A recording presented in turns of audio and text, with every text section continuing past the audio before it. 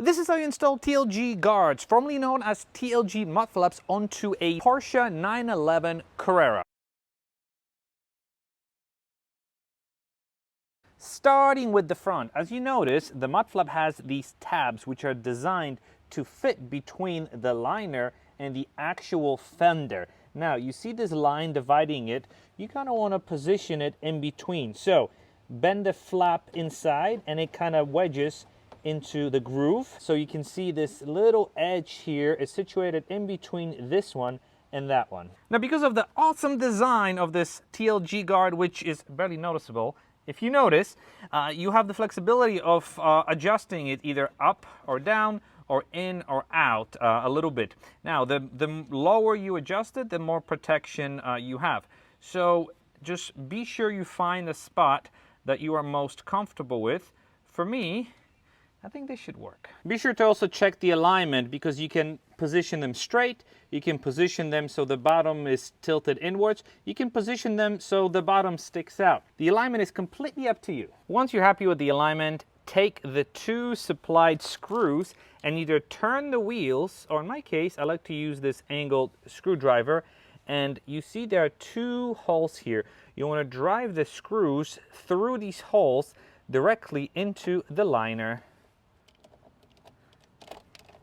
And because of the nature of this design, you do have these two holes that poke out. It's probably more evident on brighter models. If you have a darker car, you will not even notice it. But what I like to do is, I always have pieces of electrical tape hanging out. I just put electrical tape over the openings here and there.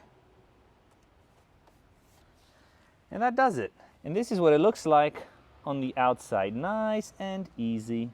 To install the back, you have to remove this hex screw. I again like to use my angle driver with a hex attachment. Alternatively, you can remove the wheel, but this is so much easier. I'm going to link this tool in the description. It simply comes out. Then you take the mud flap, and if you notice, you've got 1, 2, 3, 4 holes in it. Now, these two outer ones are to accommodate the screws that we provide. The inner one is to accommodate the OEM screw that you just removed. You can use the inner one or the outer one. If you want them to stick out a little more, you use this one. If you want them to be pushed in a little less, you can use this one. Also, one of them is designed specifically for a turbo model. But I like them to stick out a little more, so I use the outer one. And what you do is you put it in and you tighten it by hand until you are comfortable with the tension. Then be sure you're happy with the alignment. Again, just like in the front, you can align them to sit like this, you can align them to sit like that, but I like to keep them as straight as possible. And then you will have two screws left over. Use the shorter supplied one, grab your angle screwdriver, or you can also remove the wheel. In my case, I like to use this angle screwdriver and drive it through that bottom hole directly into the liner. It is a self-tapping screw, so if you give it enough tension, it'll start grabbing.